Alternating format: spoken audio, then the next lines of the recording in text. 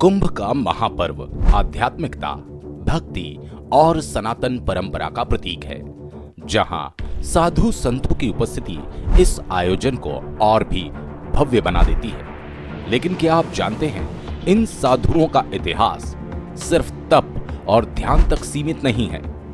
नागा साधु न केवल आध्यात्मिक मार्ग पर चलते हैं, बल्कि इतिहास में कई ऐसे अवसर आए जब उन्होंने धर्म और संस्कृति की रक्षा के लिए तलवारें भी उठाई। ऐसा ही एक ऐतिहासिक युद्ध हुआ था जब सिर्फ 111 नागा साधुओं ने 4000 अफगान सैनिकों की विशाल सेना को पराजित कर दिया था। ये कोई कथा नहीं, बल्कि इतिहास के पन्नों में दर्ज एक सच्ची घटना है।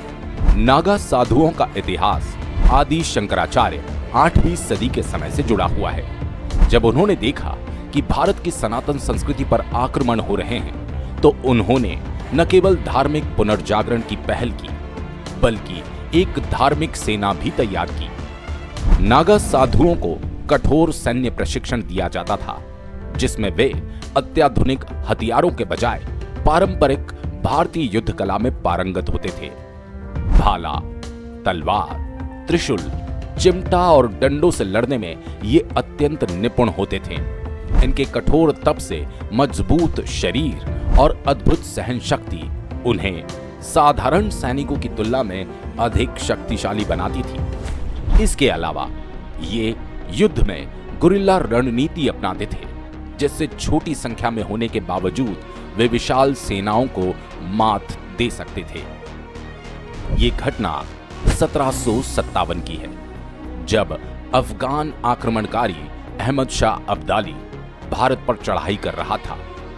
अब्दाली के सेनापति सरदार जहान खान ने गोकुल पर हमला करने का फैसला किया, क्योंकि ये क्षेत्र हिंदू संस्कृति और वैष्णव परंपरा का प्रमुख केंद्र था। अफगान सेना में 4000 से अधिक सैनिक, घुड़सवार, ऊंट सवार और तोपखाने शामिल थे।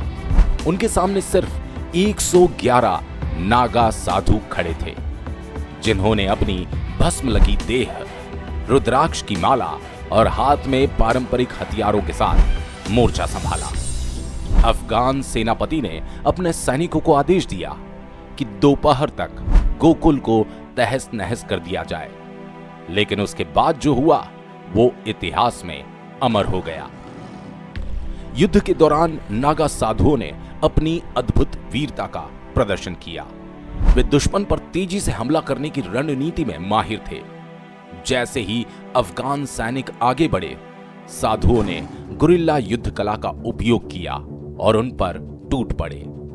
वे कुशल तलवारबाज थे, जिनके वार इतनी गति से होते थे कि दुश्मन संभल ही नहीं पाते थे। साधु जिस्म पर भस्म लगाए हुए और खुले बदन लड़ रहे थे, जिससे वे डरावने लग रहे थे। इस भयावह दृश्य ने अफगान सैनिकों के मन में खौफ पैदा कर दिया। धीरे धीरे अफगान सेना कमजोर पड़ने लगी और घोड़ों तथा ऊंटों की मदद से भागने की कोशिश करने लगी। जब अफगान सैनिक भारी नुकसान झेलने लगे, तो सरदार जहान खान ने पीछे हटने का आदेश दिया। इस प्रकार गोकुल का प्रमुख मंदिर नष्ट होने से बच गया। अब्दाली की सेना को भारी क्षति पहुंची, जिसके कारण उसने आगे के हमले स्थगित कर दिए। नागा साधुओं ने भारत की संस्कृति और धर्म की रक्षा करते हुए एक नया इतिहास रच दिया। इतिहासकार डॉक्टर वीडी महाजन ने अपनी पुस्तक मध्यकालीन भारत में लिखा है कि नागा साधुओं ने अहमद शाह अब्दाली के मंसूबों को 7 बार नाकाम किया। नागा साधु समाज की सामान्य दिनचर्या से अलग रहते हैं। कुंभ मेले के बाद ये अचानक लुप्त हो जाते हैं और कोई नहीं जानता कि वे कहां जाते हैं। कहा जाता है वे हिमालय, जंगलों और दूर दराज के आश्रमों में तपस्या करने चले जाते हैं। उनका जीवन कठिन तपस्या और योग पर आधारित होता है। वे हमेशा चलते रहते हैं, जिससे कोई भी उनकी स्थायी पहचान नहीं बता सकता। नागा साधु अपनी पारंपरिक पहचान को बनाए रखते हुए भस्म का प्रयोग करते हैं, जो शिव से उनकी भक्ति का प्रतीक है। वे रुद्राक्ष की माला पहनते हैं, जिससे वे आध्यात्मिक ऊर्जा प्राप्त करते हैं। उनका परिधान अत्यंत सीमित होता है, जो उनकी वैराग्य की भावना को दर्शाता है। वे हमेशा चिमटा, त्रिशूल, तलवार या भाला लेकर चलते हैं, जो उनके सैन्य इतिहास को दर्शाता है। ये कहानी नागा साधुओं की अद्वितीय वीरता और संघर्ष को दर्शाती है। इन साधुओं ने न केवल आध्यात्मिक ज्ञान को बढ़ावा दिया, बल्कि जब भी भारत की संस्कृति और धर्म पर संकट आया, उन्होंने अपने प्राणों की आहुति देकर उसकी रक्षा की। अगर आपको ये वीडियो पसंद आया तो इसे लाइक करें, हमारे चैनल को सब्सक्राइब करें और इस वीडियो को अपने दोस्तों के साथ शेयर जरूर करें। हम जल्द ही फिर मिलेंगे एक नए वीडियो के साथ। तब तक के लिए धन्यवाद।